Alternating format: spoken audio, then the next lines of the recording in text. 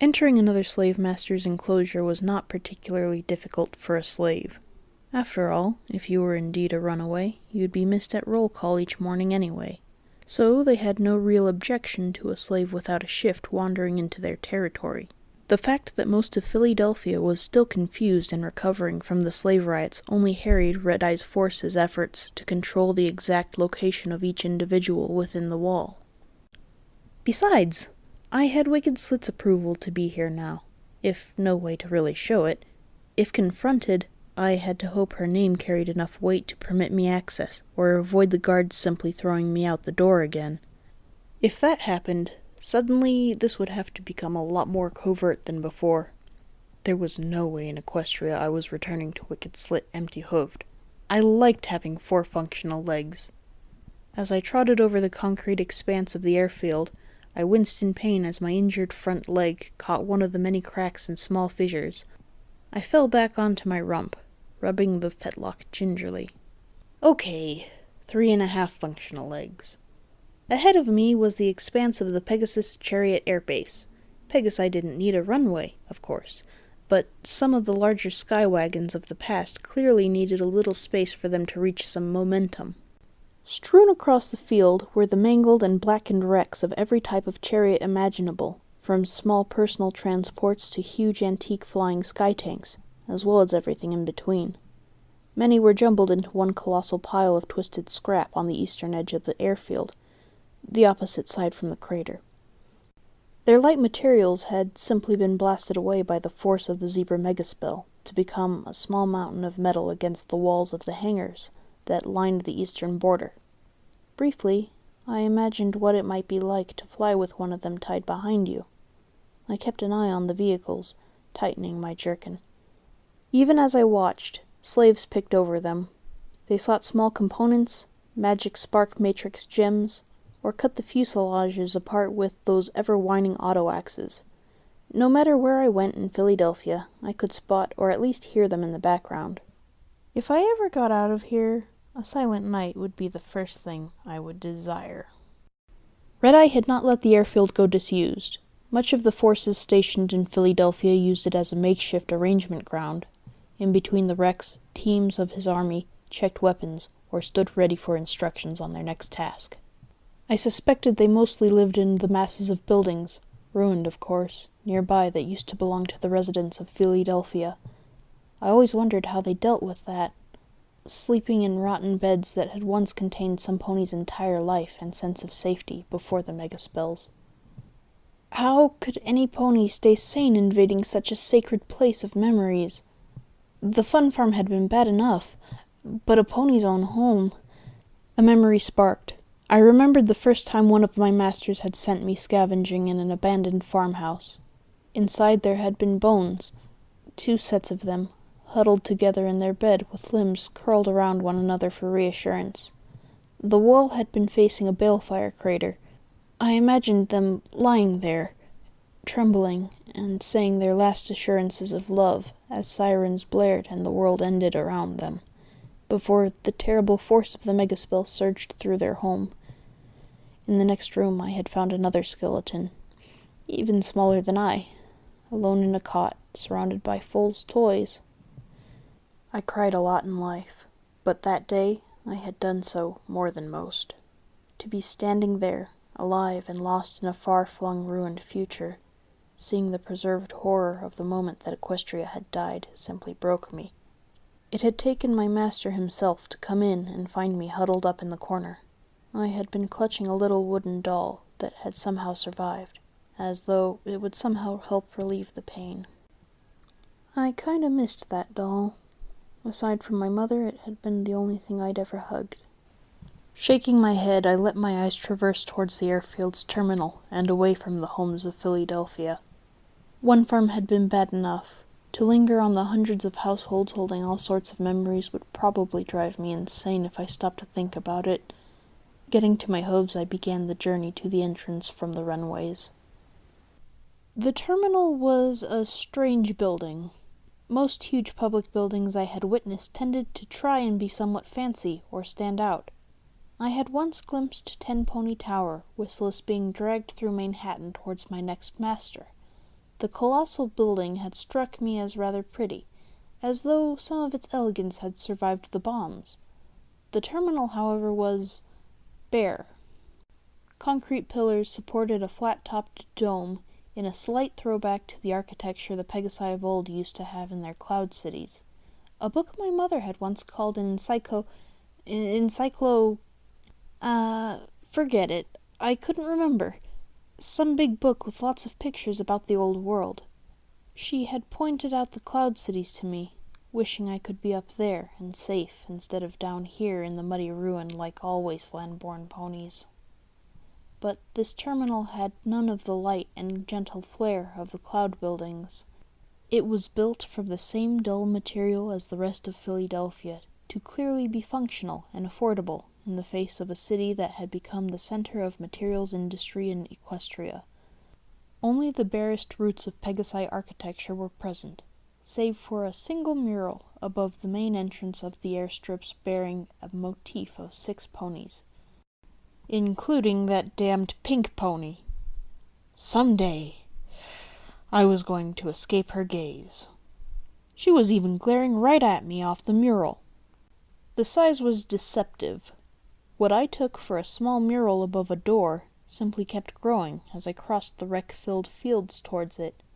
By the time I neared the terminal, the reason it had stood from the balefire was obvious. Whoever built this, built it to last. The pillars were a good 6 feet thick, and the entire building made of huge concrete blocks now coated in sprays of graffiti from 200 years of abuse. No wonder it showed little real exterior damage.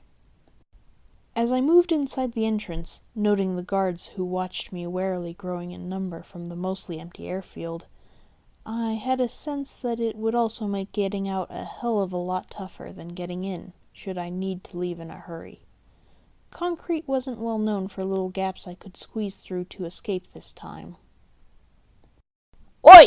What are you doing here?" 20 feet from the main door, the buck's voice rang out, just as I had approached the gateway into the slave enclosure. It encompassed an entire wing of the terminal building, barricaded off by a huge wall of piled-up scrap and metal sheets. I could only presume the slave market was beyond it. Somewhere, Red-Eye would be happy for it to function where they could keep an eye on it. Even as I approached timidly trotting, the voice had made me stop dead. I looked to the right and left, but saw no pony at all. "Oh, you... up here!" I backed off, my head looking upwards, to view atop the interior scrap barricade, to see a slave with broken shackles stuck on each hoof, glancing down at me. Tall and lanky, he attempted an indignant look as he stomped a hoof on the scrap in annoyance. "I know every slave around here, I do," he shouted. I could only presume the act was to try and make him seem intimidating. Well, I had seen a pony beat almost half a dozen to death with his bare hooves yesterday, and had a crazed mare try to impale my hoof earlier. This slave hardly ranked too highly on the Murky scale of run the hell away. "So if you ain't a slave from here, then you's here for the market, ain't you?" Well, not exactly arcane science. The buck's face twisted at my general look of confusion and wonderment, lacking the reaction he presumably wanted. At this point, there were greater things in my life threatening my health than this weedy-looking slave. All the same, I allowed him a brief glance of worry. He clearly had a modicum of authority to be up there. Best to play it safe, as per usual. He stomped a hoof even harder, seeking a reaction as he snarled, and promptly screamed. His hoof dislodged the scrap beneath him. With a horrid creaking sound, the entire top layer of the barricade came crashing down, the buck tumbling over it all. Squeaking in shock at the sharp metal barreling toward me, I dived to the side before feeling the buck collapse onto me from above. The impact led to me crying out in agony as my still damaged ribs and masses of bruises were struck. The pair of us rolled to the side, and I felt a horrid tug on my jerkin before collapsing to the ground with a solid thud. Vision hazy from pain, I tried to wrench my pained body up. Exhaustion was kicking in from yesterday once again, from sickness, malnourishment, and the lack of any decent sleep. Perhaps I should just stay down for a few minutes, at least until the spiking lance of pain on my side went away. I could pick up my radio device from over there later.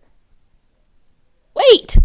With a shout of effort that ended in a spluttering and bloody cough, I dragged my body inch by inch toward the device. I needed to hide it. I felt panic rising as the buck began to rise on the other side, shaking his head from the fall. I just couldn't move. My hoof limply flopped down just short of the device by the time he picked it up. I lay flat, feeling my body beginning to fail. A month had been optimistic. I doubted I could last, well, long at all, really. I could barely stand until the pain died down. The buck spoke as he held the device in his mouth, leering down at me. An earth pony. He was almost as dirty-looking as myself, with a dull orange mane and a coat that could only be described as the color of vomit, including the specks and lumps made instead of boils and scabs from the sickness that pervaded Philadelphia. Nothing! I shouted as best I could, reaching a hoof up. It's nothing! Just a bit of old scrap I wanted to trade with! The buck spat out the device to the side before stepping on it, with a hoof to keep it still. So you want into the slave market, huh? He said slyly, inclining his head toward me. Yes, please? He rolled his eyes and gave me a nudge with a hoof to get up. With a grunt of exertion, I obeyed, before almost collapsing again as I spluttered and choked on a dry cough. The buck backed off quickly as he saw the light splatters of blood on the ground. Ah, so you're after medicine. Well, I see. He muttered before laughing and kicking the device just behind him. Well, I guess you'll have to submit to a search when you go in and come back out. Oh, and of course, he added, pay the fee to get in. This isn't your enclosure. Wiping my mouth with a hoof. Ugh, forgot about the sewage pipe. To clear the blood, I shook my head.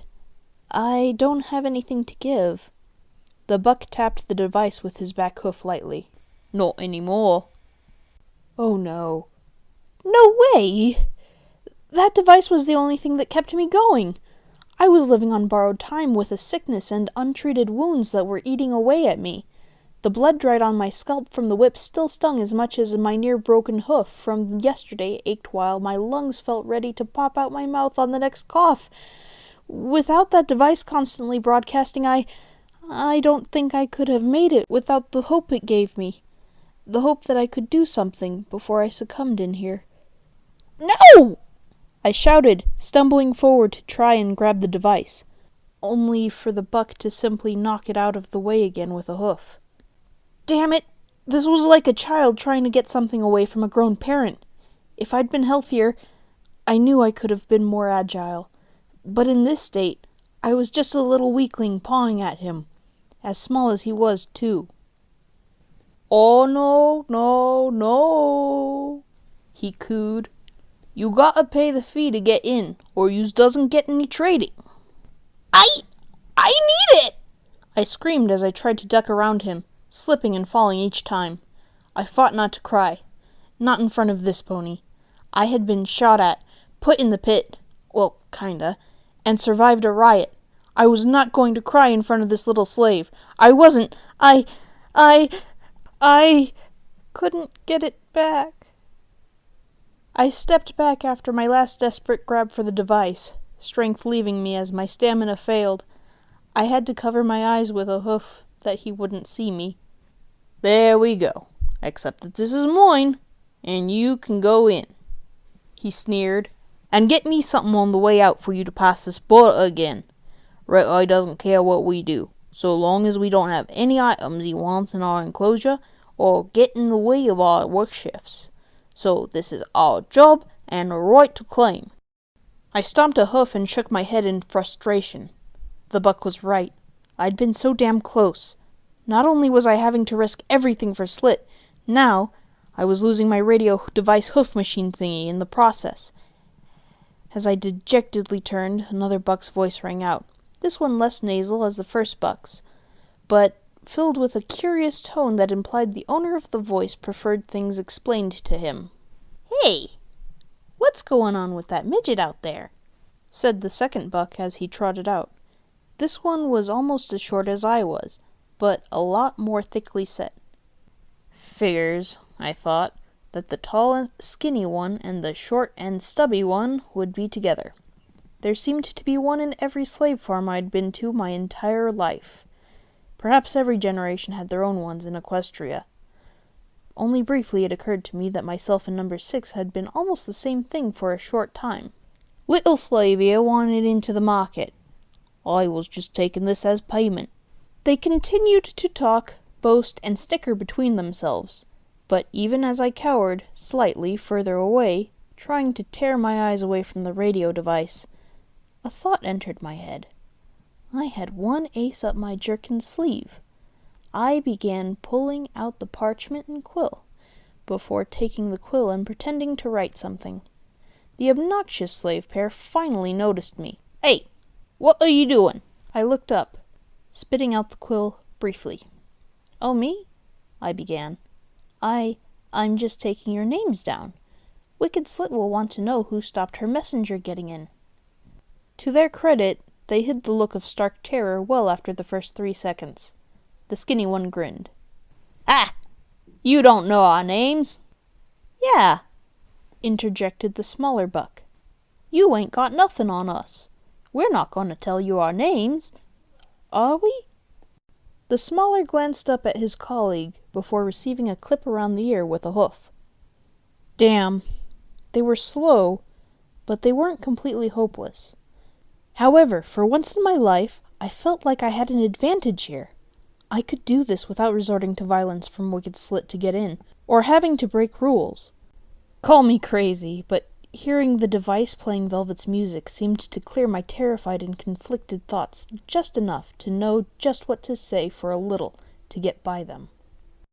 "I'm afraid you have to," I continued, nudging the quill and motioning with me eyes toward the skinny one.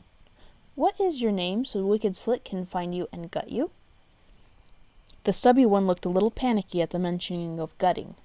He stepped from hoof to hoof with nerves as I spoke before blurting out to his comrade. Don't tell him, Pike. I don't want to be gutted." "Aha! Success! You idiot!" screamed the taller one, batting the shorter around the head with his hoof. "What did you tell him that for?" The buck stopped as his comrade's hoof belted him across the face a few times. "I didn't mean to, Pike." "Stop it! Sorry, Pike." "Stop it, gosh, you blabbering idiot!" I couldn't resist it. "Pike and Kosh," I muttered. "Right, I'll report that you barred me entry." The pair turned from screaming at one another to glare at me. For a second, I was afraid they'd simply try and attack me, but it seems they figured that Slit would want to know where her agent had gone. They simply shoved the device back to me and stood aside without another word to allow me through. I'd done it. Okay, they weren't particularly intelligent foes, but I had managed to pass without any beatings or injury. As I retrieved the radio, a happy little note of Velvet's struck a high pitch in my ear from the small speaker, making me smile as I trotted into the enclosure. Too low volume for any but I to detect.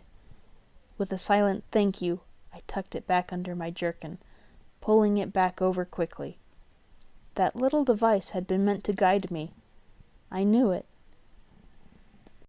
I had envisioned a bustling market of slaves in an enclosure under the watchful eye of guards and slave masters. What I saw was entirely different. Set among the waiting room that passengers in the past would have sat to await their Pegasi transports, the slave enclosure had a few boundaries and a lot of slaves simply lying on the floor.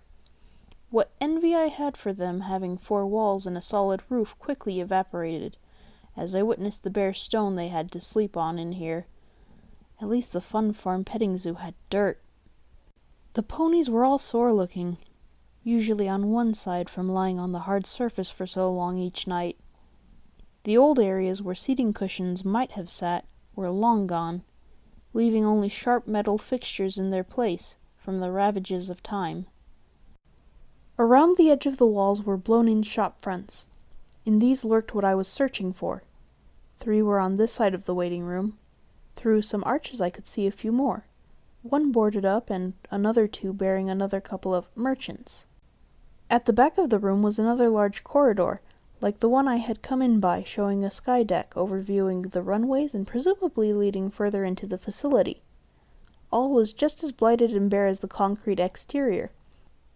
Any carpets, I presumed, had been removed long ago, and only the shattered hunk of a massive departures, or arrivals, I couldn't read, board remained where it had collapsed, and shattered a portion of the floor. The slave market was definitely not how I had imagined it. There was a stillness. It occurred to me that the crowded rush theory was born only of my brief time hearing about Ten Pony Tower in the past. Here, slaves simply had nothing to trade, except in rare cases. I could see the traders lying down like any other slave next to their wares. I wondered how they didn't have it all stolen when they were called to a work shift. Perhaps they were all pretty lethal and beat anyone who dared take goods. There was about 6 of them. None seemed to specialize, simply having whatever they could scavenge instead. I didn't imagine any valuable goods would be on display where the slavers could see and confiscate them. 5 of them followed this pattern. Rough-looking slaves, with more rags than the others, patched into warmer and tougher clothing to protect themselves. They seemed better fed, too.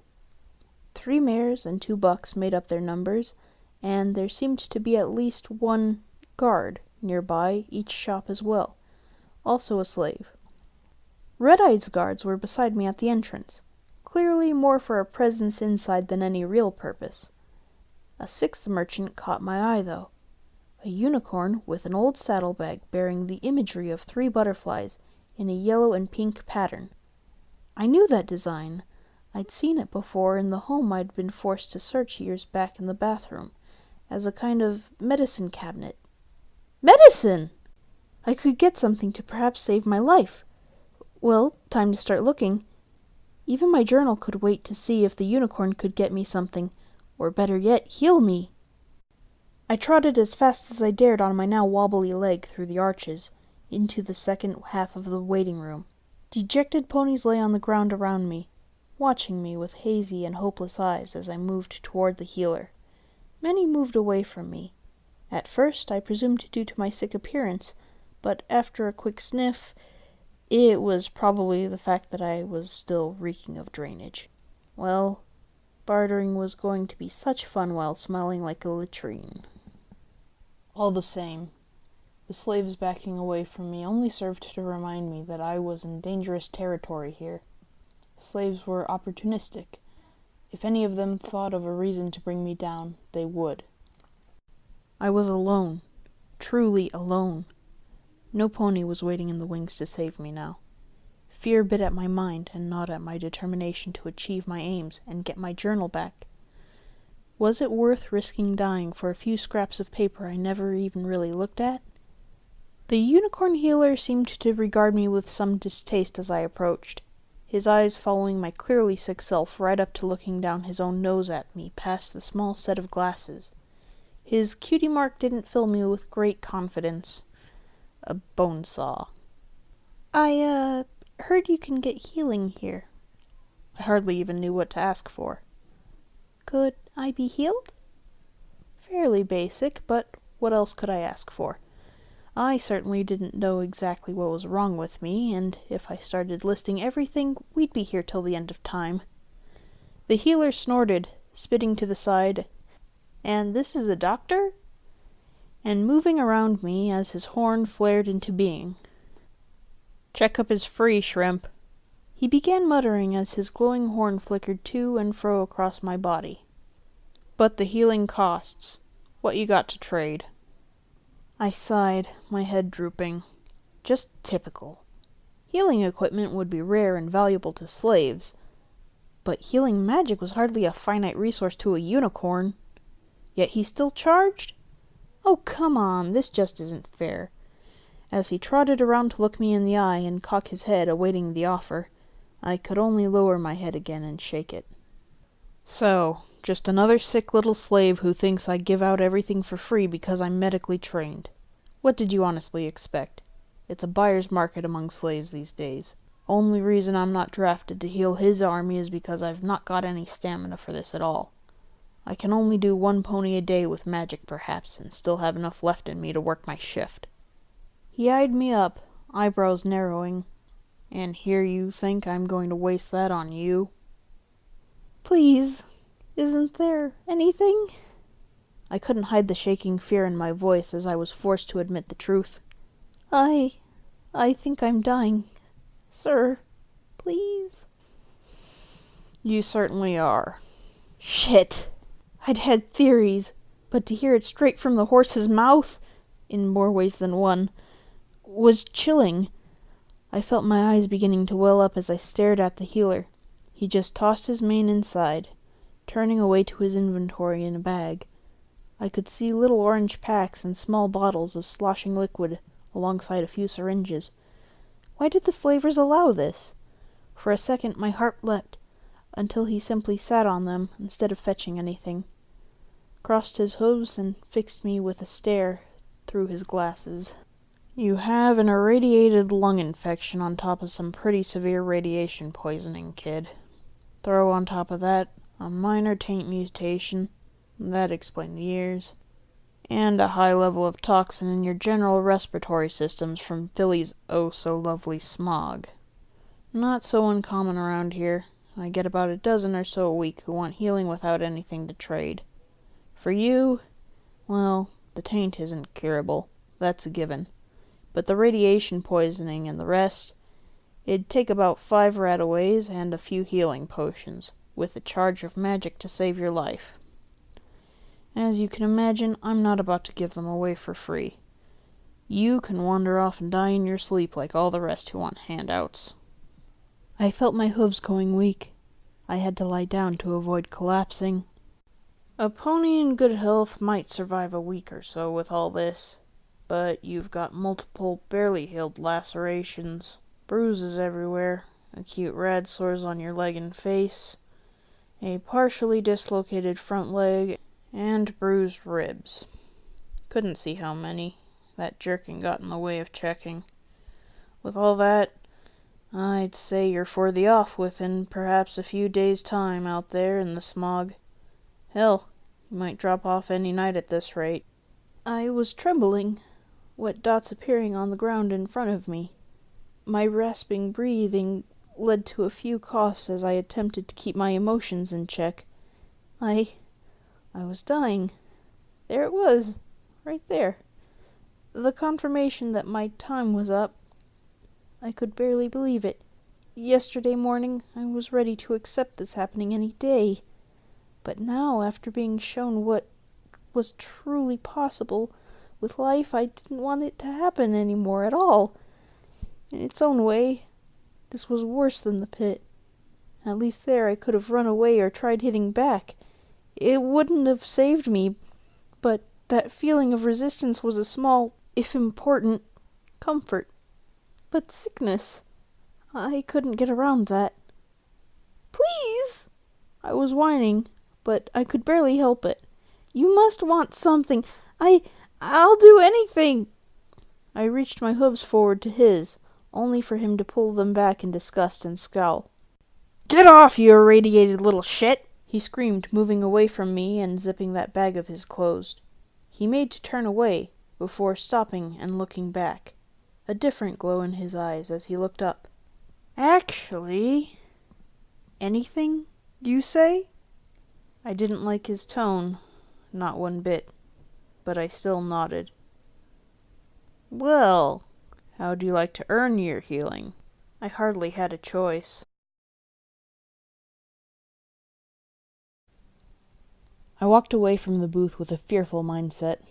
I had stolen before, but I wasn't sure if I could do this. I had stolen to survive before, but this was taking someone else's property for another pony's gain. But really, wasn't this stealing to survive too? He had asked me to knock out his competitor across the hall, an earth pony buck. Why did it always have to be bucks and their egos I dealt with? Who sold a couple of illegally hidden medical items to some slaves for lower prices, thus taking business away from the healer himself. The healer, I really had to learn the names of ponies I dealt with, had said he'd give me a piece of medical supply for every 2 items I stole from his competitor. I had no idea how that would be possible. The earth pony looked hard as hell, tall and strong, with an equally big guard of his material sitting watchfully nearby. Clearly he was confident. I could see the items all laid out on his table. Bits of rags, bandages, small bottles of dirty water, and oatmeal stored in plastic tubs from past dinners. He even had a thick brown sketchbook that looked a lot like my... Oh, sweet Celestia! I ignored the pains of my protesting body as I full out galloped to his stall, so fast that his bodyguard raised in defense to block my way. I didn't care. I ducked around him and grabbed the journal in my hooves, hugging it tight. It was mine. I recognized the feel, the size, even the smell. As fast as I had it in my hooves, it left me as the bodyguard's magic yanked it from my grasp, roughly, and held it above me. The merchant, seemingly not having been ruffled at all, rounded with a sly grin and approached, tossing his braided gray mane before leaning on the counter to look down at me. He spoke with a high voice, his accent similar to number 6, if a little more flighty. Will. Eager for that little bit of merchandise there, aren't you, laddie? It's mine! It was stolen from me. I just want it back, please. Somehow I doubted my bargaining was going to work. But what was the harm in asking? One look at the bodyguard reminded me never to ask myself that question again. The merchant took the journal from his bodyguard, balancing it in one front arm, as he leaned on the counter and flipped the pages with a hoof. He glanced, but his eyes never left mine. Immediately, I realized just how shrewd this pony was to have carved out such an inventory as a slave in Philadelphia, and somehow managed to bribe enough guards to look the other way. Despite that, the scars and scabs across his body indicated it didn't help him avoid the punishing work details. So you say this is yours, little lad? He murmured before chuckling to himself and continuing. Well, I'm afraid I don't see your name on it, my boy. I got this from some fine ponies who took some quality merchandise off me in exchange for the fine item I hold here, and a few caps for my oh-so-loyal guards at the entrance there. Fine ponies. Yeah, right. I let my eyes glance to Red Eye's guards. Almost to my amazement, they were looking over questioningly until the merchant shook his head. They relaxed. Great goddesses! How many pockets was the slave in? The guards didn't just overlook him. They actively helped him flourish. I wondered what their cut was.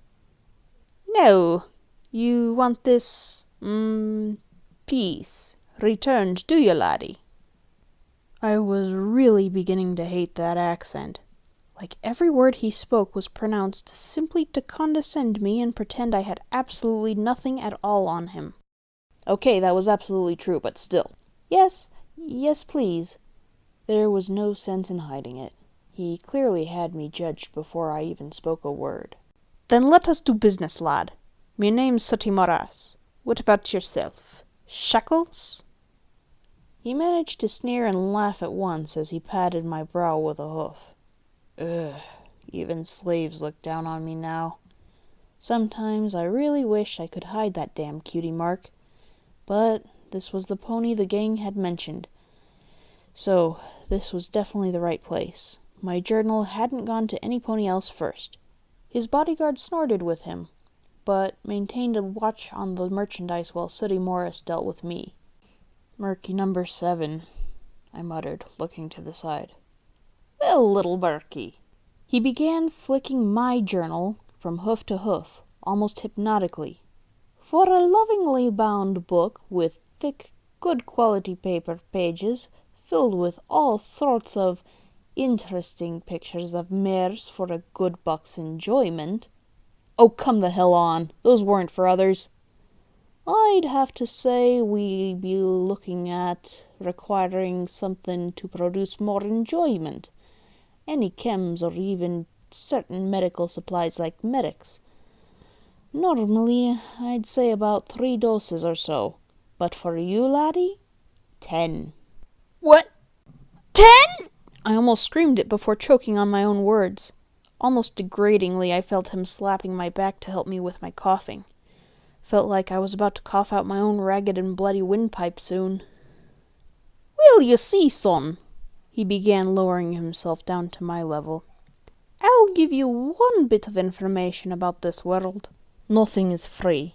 Not us. We're slaves, laddie. Not trade. It's a ruthless market and we're all out for ourselves. Last of all, not information. I'm being all nice and telling you this because I know you ain't gonna be around much longer, are you? He grinned wickedly as he saw the shocked look on my face. His voice lowered again, becoming airy and dry. Yes. You think I didn't spot you over by old Artie over there? I don't need to be a medical-trained unicorn to spot an irradiated little pony on his last legs. So, I know you need them there medical supplies more than any pony. As such, I can afford to raise my price, because I know no matter what happens, you're going to try and do it for me, ain't you, laddie? I gulped. He was right. Any pony who knew the position I was in would realize they had me over a figurative barrel when it came to haggling a price. Oh, and also, he continued, as he rose up and turned away, picking up a few bits of what looked like arcane gem circuitry. I also know you aren't here for just your own little buck, eh, lad? Oh, crap! He knew about Wicked Slit? How? Then it occurred to me. Those 2 idiots on the enclosure gate were in his pay to find out in advance for him. Oh, that sneaky bastard. 15, Murky, he finished. 15 for the parts and the book together. Put that unicorn out of his supply, and you'll find me a very able trader. Then we can negotiate your next job for me. Perhaps you might like to earn your survival day today, huh? Oh, no. No. No! If I took his offer, I wouldn't just be solving one thing. I'd be putting myself in for a whole new level of control from other ponies above even Master Red-Eye. He'd hold my very life in his hooves by controlling the substances I needed to survive in small doses. I'll think on it. Don't think too long, he sneered. Wouldn't want you to expire, would we? I heard his chuckling, even as I wandered away from his booth in defeat. I lay between 2 slaves in the terminal enclosure. They were asleep, twitching as nightmares no doubt interrupted their brief rest. Both had come back from their work shift, backs raw from the whips, and choking on what I could only guess was either smog or dust from the mines. They had been too tired to notice my smell or sickness before collapsing beside me. Me, I was deep in thought.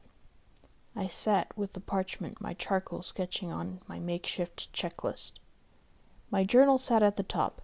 My main goal was to reattain it. To have it sitting mere feet away beside Morris was loathsome to think about. It was not directly attainable right now. I needed to think around the box. I crossed out Wicked Slit's knife. I had already spoken to her and relayed the message.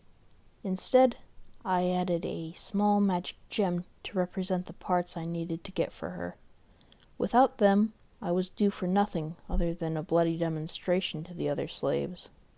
I added a syringe. That was for Sooty Morris, and his will for me to acquire chems from the unicorn healer.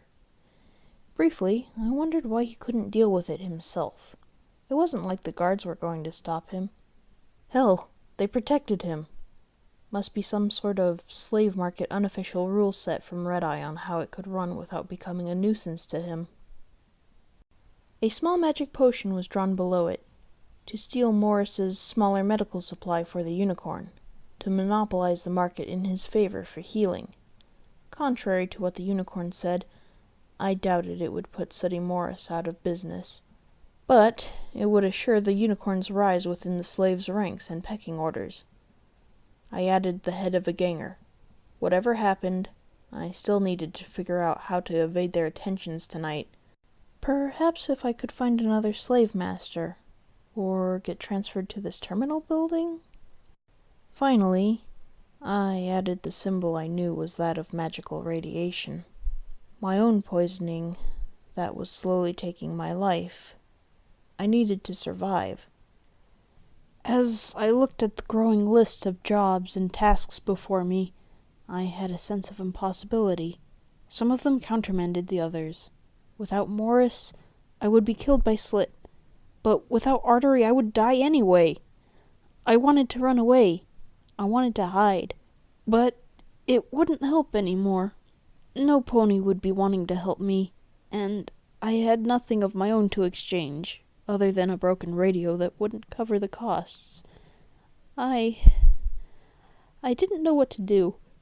I clutched the radio under my jerkin, holding it tightly down, but only the thick and full voice of Sapphire Shores greeted me. Almost on cue, I felt my eyes watering. I closed them, tucking into a small ball as best I could, to just try and escape it all. Perhaps I could find something painless. Just take the easy way. Who'd have thought they'd miss our shift? Anus? They didn't miss our shift, Lemon, you idiot, I heard the mayor reply. We got rotated into a different master for tomorrow, who doesn't need us right now. You think Philly ever gives a proper break? We'll be worked to the bone anyway. Same difference, he snapped back. Means we get to come back here and see about some more trading for a few hours. I looked up to see the final nail in the coffin. The gang marched into the enclosure, loudly and proudly. Behind them I could see Pike and Kosh cowering away. Well, that was it then. All I needed was Wicked Slit to appear, and then it'd be a full house against little Murky number 7. Hell, these slaves didn't even like each other. Never mind lonely little... Wait.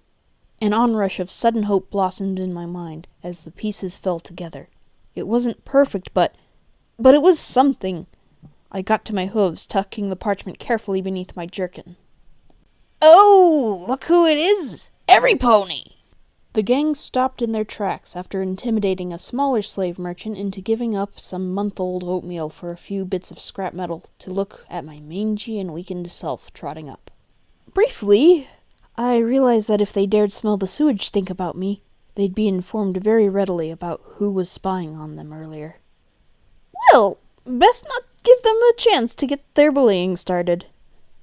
I've got a deal for you. The silence that followed seemed to last about a year. I wasn't sure what shocked them more, the fact that any pony had approached them to ask them about it, or that it was me. My wondering was answered promptly, as the trio collapsed to the ground in laughter, loud and raucous enough to awake every slave in the terminal waiting area. I'm serious! Oh, boys! He's serious! What does he want? He wants a bargain for his little hidey hole? Too late! This wasn't getting anywhere. I decided to play my trump card. I can get you chems. Their demeanor changed almost immediately. The 2 bucks perked their ears as the word triggered an instinctual reaction.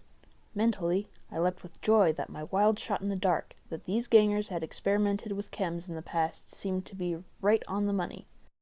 Okay, Murky. Hurdle 1 crossed. Time for the meat of the issue.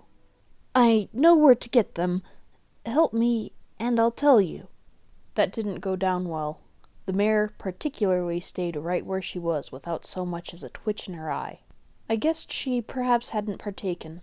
Not good if she was the de facto leader at the moment of their little gang. You're playing a dangerous game, Runt. Her voice was low, ignoring the glances of the 2 bucks. If I could get them talking. Hell, if I could keep myself talking. I felt like I was about to go rigid and just fall over. These were the gangers who promised to kill me, after all. Noose was right. I was playing with fire by even coming this close to talk to them. She seemed intent on reinforcing the fact, advancing close enough that I had to lower my hind quarters to give my head enough range to look up at her. I was trembling. I knew it, but that wasn't different from normal for them, right? So what do you want, Runt? Right. Here we go. I couldn't give out my entire plan or it'd all fall apart.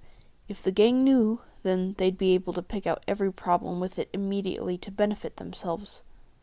Give me some too. I can't get them myself. And what's to stop us just taking the lot for ourselves? I wasn't wanting them to spot that little fact. I guess it was too much to hope for. I really didn't want them figuring out the entire story. Especially because it sort of swung in my favor a little instead of them in the end. Because I'm on a job for some pony, I said, stammering over my words enough to make me mentally kick myself for being an awful liar. If I get some of it back, I can get better deals with Sooty for you. Okay, technically true. Maybe. Perhaps once he had no real competition, he'd lower his trade prices?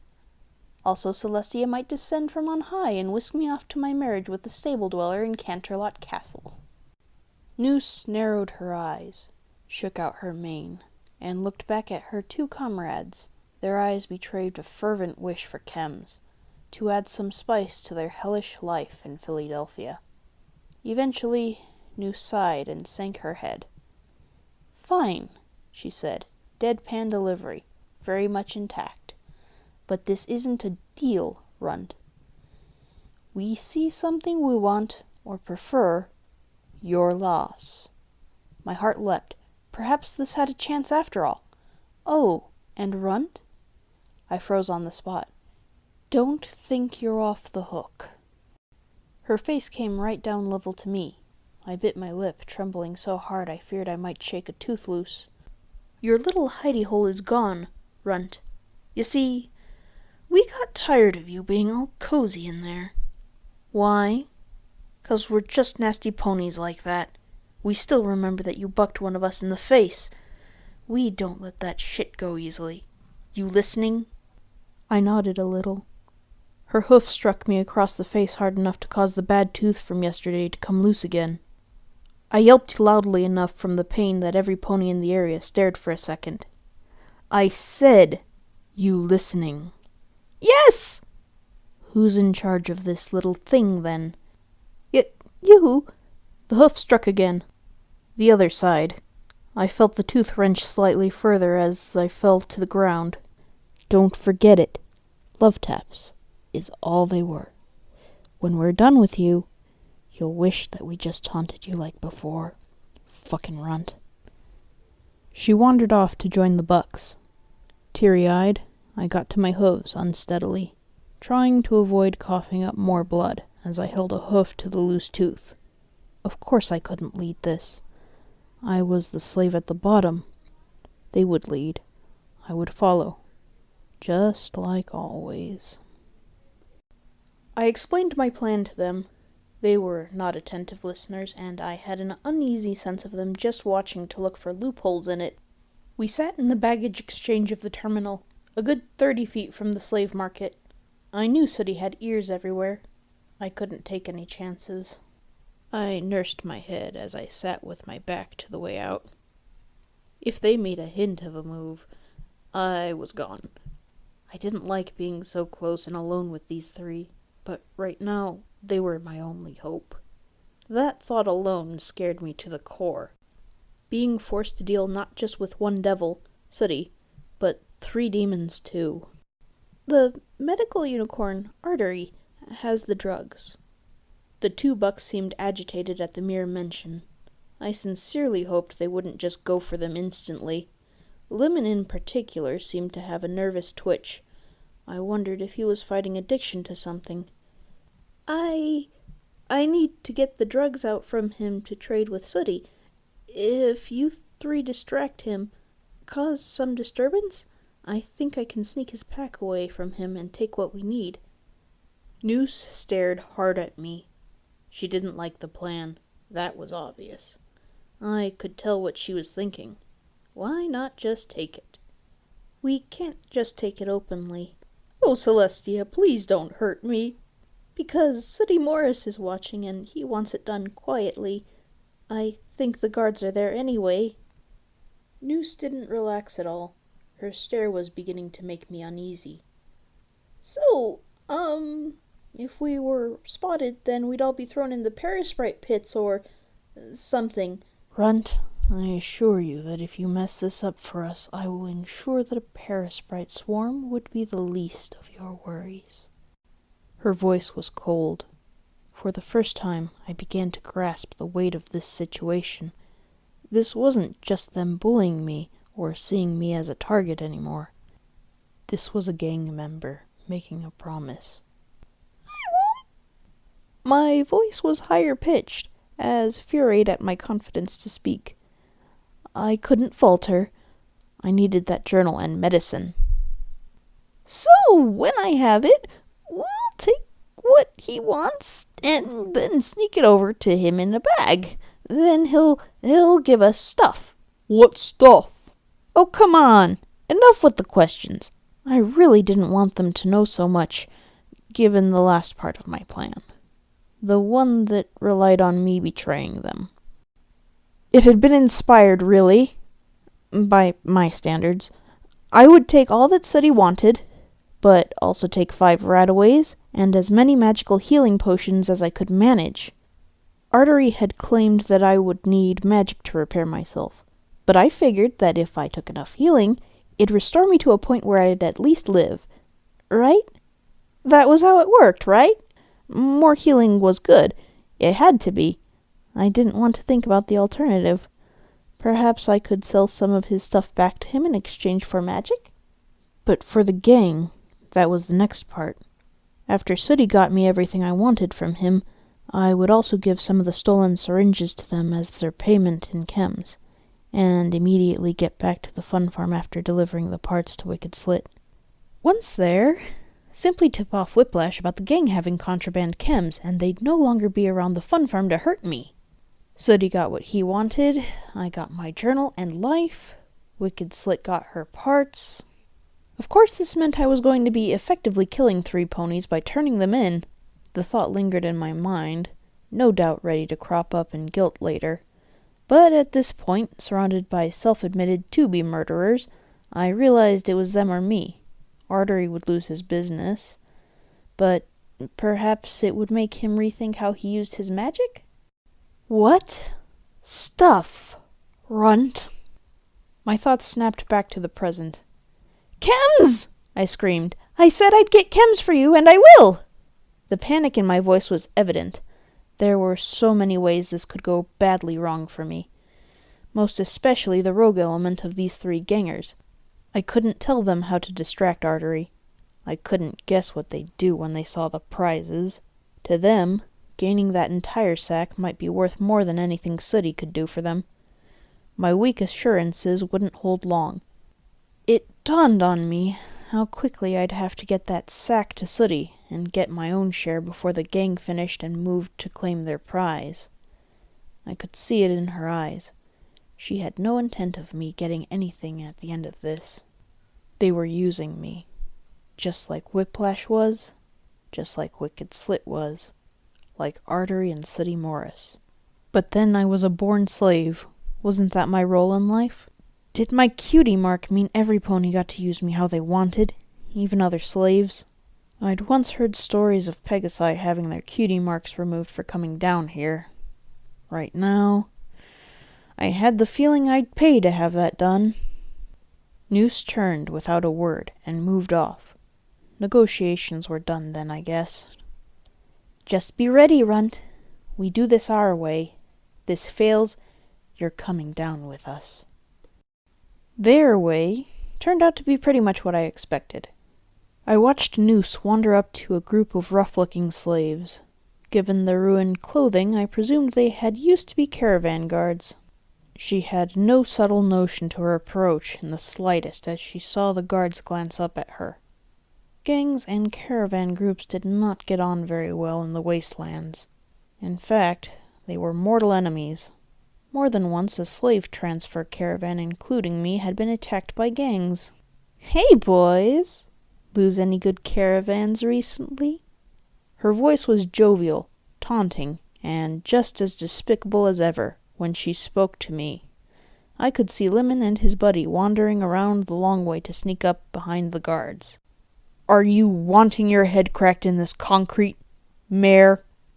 The lead caravaner stood. He was over a head taller than Noose with a shotgun for a cutie mark. Boy, didn't that bode well. If Noose cared, she didn't show it. Pretending to back off by turning away, she launched a full buck without any warning, aimed for the caravaner's throat.